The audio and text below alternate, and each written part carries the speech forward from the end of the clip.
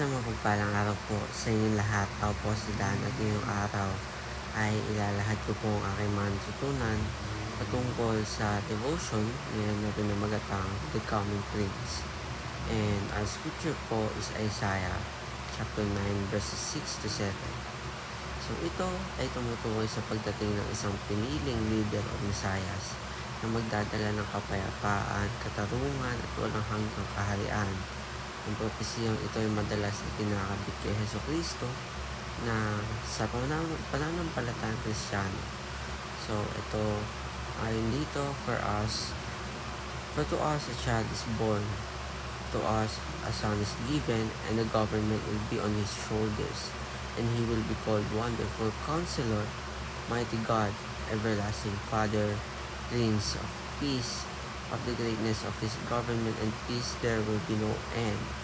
He will reign on David's throne and over his kingdom, establishing and upholding it with justice and righteousness from that time on and forever.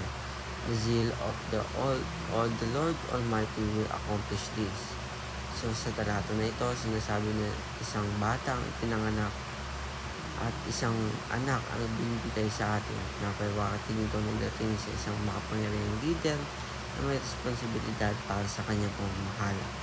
Mga titulong ibinibigay sa kanya tulad ng Wonderful Counselor, Mighty God, and Everlasting Father at Prince of Peace ay nagpapakita ng kanyang banal na pagkatao at kakayahang magdala ng tunay na kapayapaan at kaliwanagan.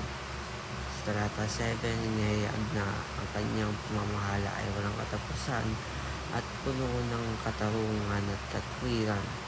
Upo siya sa trono ni David na sumisimbolo sa katuparan ng pangako ng Diyos sa Israel. Ang kaharian niya ay itatatag hindi lamang para sa panandaliang panahon kundi magpakailanman. Katuparan ito ay dahil sigasig ng Panginoong makapangyarihan. So, sa kabuuan, ang mensahe ay nagpapahayag ng pag-asa at kaligtasan.